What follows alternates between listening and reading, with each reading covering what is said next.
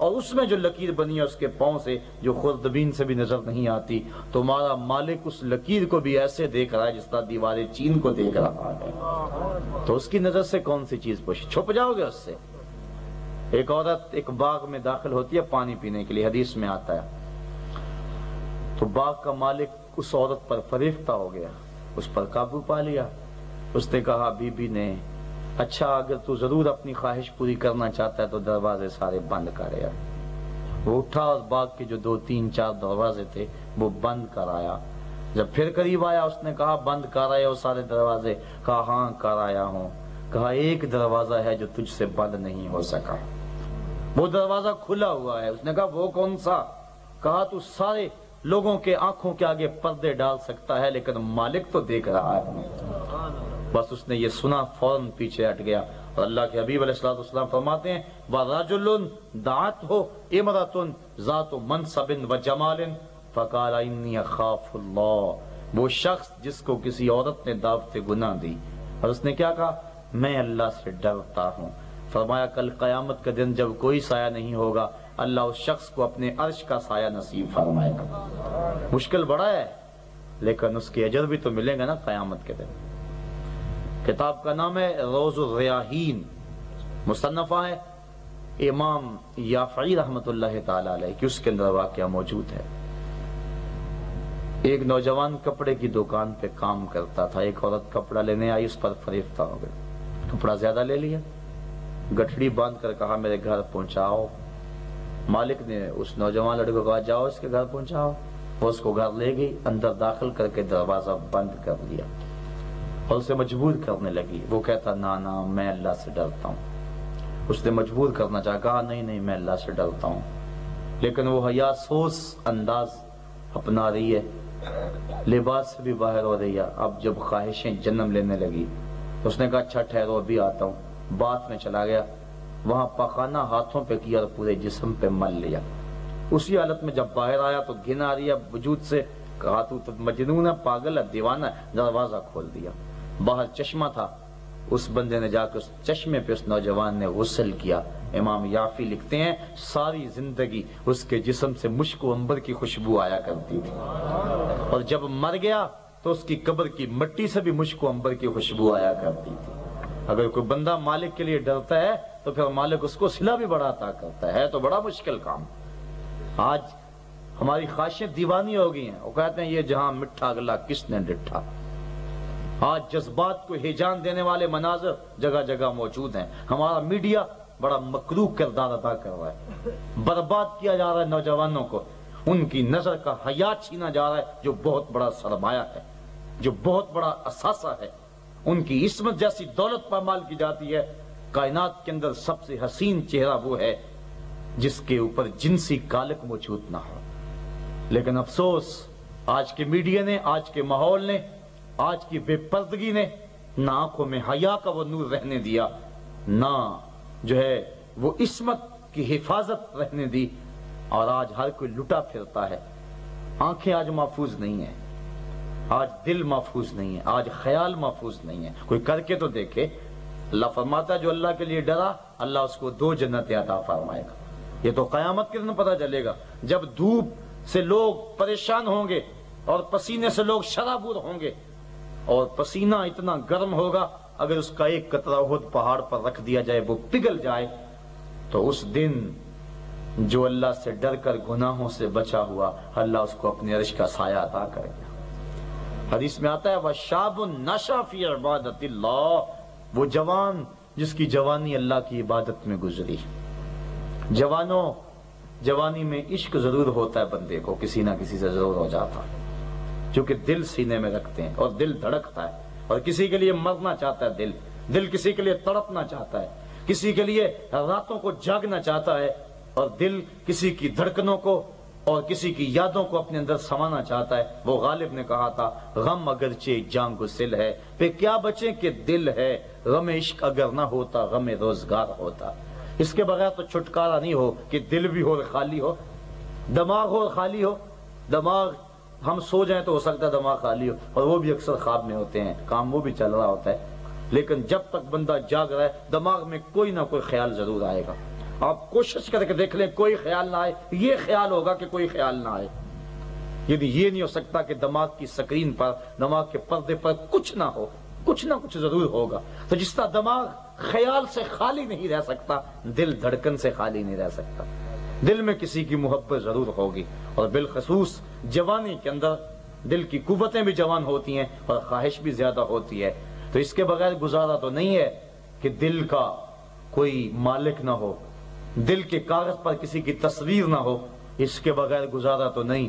آؤ تمہیں دعوت دیتا ہوں، دل پر گنبد خضرا کی تصویر بنا لو، آؤ دل پر مصطفیٰ کو بسا لو، حضور کی محبتوں کو دل میں سما لو، ہے مس خام تو اس طرح سے کندن کر لو، دل کو یاد شہ کونین کا مسکن کر لو، سبز گنبد سے یوں تعلق بناؤ نازش کہ روح بھی اپنی ہرے رنگ سے روغن کر لو۔ آؤ پیغمبر کی چوکھٹ پہ آ جاؤ، حضور سے پیار کرو، اگر تم اس لیے کسی سے پیار کرتے ہو کہ وہ بڑا خوبصورت ہے، آؤ زمانے میں میرے آقا سے بڑھ کر حسین ہے ہی کوئی نہیں، لکھائے نبی زمانے تے محبوب خدا جیا کوئی نہیں، لکھاں سونے بن بن بندے نے اودی خاکے پا جیا کوئی نہیں۔ اگر کسی سے اس لیے پیار کرتے ہو کہ وہ بڑا طاقتور ہے، تو جتنی قوتیں اور حشمتیں اللہ نے میرے رسول کو دی ہیں اتنی کسی کو نہیں دی ہیں۔ اگر کسی سے اس لیے پیار کرتے ہو کہ وہ مشکل میں کام آئے گا، تو قیامت کے آڑے میدان کے اندر جب مشکل بنی ہوگی اور طوفان غموں کے سر پہ ہوں گے، اس دن جو بچائے گا وہ گنبد خضرا کا مکین ہی بچائے گا۔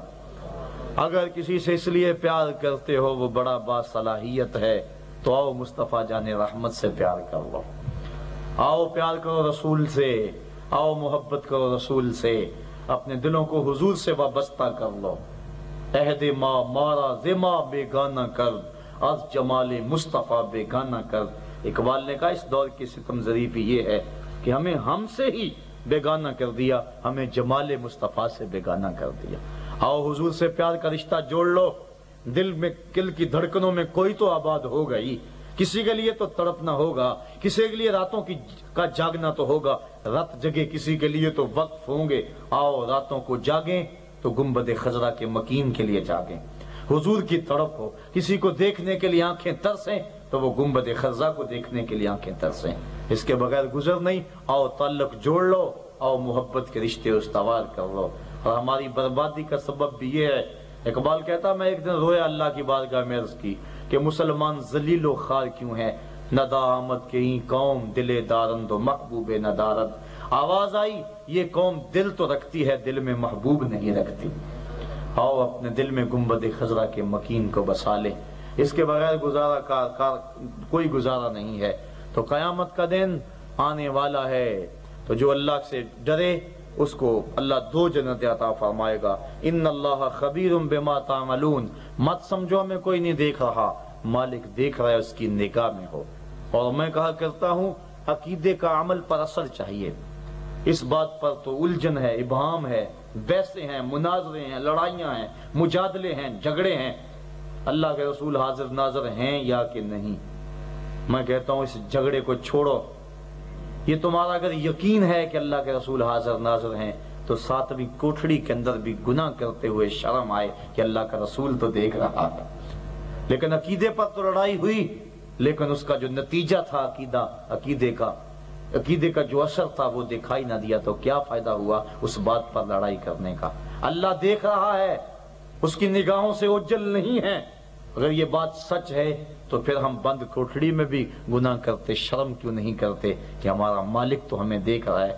اور پھر یہ نہیں کہ فقط دیکھ رہا ہے، کر کچھ نہیں سکے گا، کل قیامت کے دن اس کے حضور ہم نے پیش بھی ہونا ہے۔ تو آؤ جانو، دیکھ لو، ان اللہ خبیر بما تعملون ولا تکونوا کالذین نسوا اللہ۔ خود مالک کہہ رہا ہے ان لوگوں کی طرح نہ ہو جانا جنہوں نے اللہ کو بھلا دیا، بھول گئے مالک کی یاد کو اور سمجھے کہ لو ہم آزاد سے چھوٹے، تکلیف سے چھوٹے۔ نہیں، جب انہوں نے اللہ کو بلایا تو کیا ہوا؟ فانساہم انفسہم، تو اللہ نے ان پر بلا یہ ڈالی کہ ان کو ان کی جانوں سے بے خبر کر دیا۔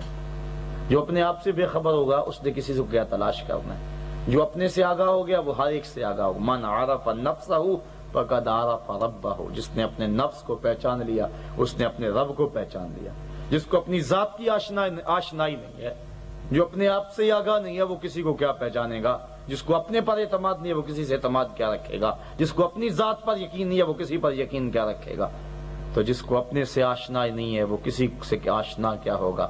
جو اپنے آپ کو بھول گیا ہے وہ کسی کو یاد کیا کرے گا؟ وہ سمجھتے ہم نے اللہ کو بلا دیے، نہیں، نقصان اپنا کر بیٹھے، اپنی ذات سے آگاہ نہ رہے، وہ اپنی ذات کو بھول گئے، اپنی ذات کو بھول گئے، برباد ہو گئے۔ تو ان لوگوں کی طرح تم مت ہو جانا جو اللہ کو بھول جاتے ہیں، اللہ کو یاد کرنے والے بنو، پانچوں وقت یاد کرو اس کو، صبح کرو یاد، شام کو کرو، سواری پہ چڑھنے لگو تو اسے یاد رکھو، چڑھائی پہ جانے لگو تو اسے یاد کرو، کھانا کھانے لگو تو اسے یاد کرو، پانی پینے لگو تو اسے یاد کرو، زندگی کی ہر بہار میں، زندگی کے ہر موڑ میں، زندگی کے ہر چوک میں، ہر بازار میں، ہر گلی میں، ہر سانس میں، ہر لہجے میں، ہر لمحے میں اس کو یاد رکھو، کبھی بھی اسے بھول لینا پاؤ، کبھی بھی نہ بھولنے پاؤ۔ سو جائے ہو، اچانک اٹھ کھڑے ہو، وضو بناؤ، مصلی بچھا لو، لوگ سوئے ہوئے ہوں، تم خدا کو یاد کرنے بیٹھ جاؤ۔ ان لوگوں کی طرح مت ہو جاؤ جو اللہ کو بھول گئے، نہ تم اسے یاد کرو، اس کی یاد میں آنسو بہاؤ، تڑپو اس کی یاد میں۔ اللہ کے بھی فرماتے ہیں وَرَجُلٌ ذَكَرَ اللَّهَ خَالِيًا فَفَاضَتْ عَيْنَاهُ، وہ بندہ جس نے تنہائی میں بیٹھ کر اللہ کو یاد کیا، پھر کیا ہوا؟ اس کی آنکھوں سے آنسو ٹپک پڑے۔ فرمایا کل قیامت کا دن جب کوئی سایہ نہیں ہوگا، اللہ اس شخص کو اپنے عرش کا سایہ نصیب فرمائے گا۔ کتنی بڑی سعادت ہے اس کو یاد کرنے کی۔ اس کے خوف میں اگر مکھی کے سر کے برابر بھی پانی نکل آیا آنکھوں سے، قیامت کے دن بخشش کے لیے کافی ہوگا۔ لا خیر فی عین لا تبکی من خشیت اللہ، جس آنکھ میں اللہ کی یاد کا رونا نہیں ہے اس میں کوئی بلائی نہیں ہے، وہ آنکھ ہی نہیں ہے جو خدا کے خوف سے تر نہیں ہوتی۔ حضرات محترم، زندگی بیت رہی ہے، لمحے گزر رہے ہیں، وقت برباد ہو رہا ہے، قیامت کے دن پچھتائیں گے، ہائے ہم کسی کی بات پہ لگ جاتے اور اس کی گفتگو کو اپنے لیے حرز جان بنا لیتے، اپنی آخرت کا سامان کر لیتے، لیکن اس دن پچھتاوے سے کچھ نہیں ہوگا۔ آئیے مالک کو مت بھولیے۔ آگے فرمایا لا یستوی اصحاب النار و اصحاب الجنہ، جنتی اور جہنمی آپس میں برابر نہیں ہو سکتے۔ کیوں؟ جنت اور ہے، جہنم اور ہے۔ جہنم کا تذکرہ آپ نے سنا کہ جہنم میں 70 سال تک کوئی پکار نہیں سنے گا، پھر غسلین دیا جائے گا، پھر حمیم دیا جائے گا، انسان کے جسم کو بڑا کر دیا جائے گا تاکہ زیادہ سے زیادہ عذاب چکھے، اذیتوں میں مبتلا کیا جائے گا، تکلیفوں میں ڈالا جائے گا، اس کو جسم کو بڑھا دیا جائے گا، کھال جل جائے گی تو اس کی جگہ نئی کھال دی جائے گی۔ یہ آگ صرف جلاتی ہے اور وہ آگ بدبودار بھی ہے، اور صرف جلاتی نہیں بلکہ تارکول کی طرح، لوک کی طرح جسموں کے ساتھ چپک بھی جائے گی، اور انسان کے لیے تکلیف ہی تکلیف، دکھ ہی دکھ، اذیت ہی اذیت، پھر دروغہ جہنم اوپر سے جھڑکے گا، تکلیف، مائے حمیم، مائے غسلین دیا جائے گا۔ یہ تو جہنمی ہے، اور جنت والے اللہ اکبر، ان کے لیے محل قطار اندر قطار بنے ہوں گے۔ جو جہنم میں، جنت میں سب سے آخر جائے گا اس کے پاس کتنی پراپرٹی ہوگی؟ سنو، جنت کی زمین کتنی قیمتی ہے۔ اللہ کبھی فرماتے ہیں اگر کسی کو جنت میں ایک عصا رکھنے کی جگہ مل جائے، ایک ڈنڈا رکھنے کی جگہ مل جائے، تو ڈنڈا رکھنے کی جگہ، ایک ڈنڈا رکھنے کی جگہ دنیا و ما فیہا کی دولتوں سے بہتر ہے۔ پوری دنیا ایک طرف اور جنت میں ایک عصا رکھنے کی جگہ ایک۔ آپ کے یہاں 2 مربوں 4 مربوں کی وہ قیمت نہیں ہوگی۔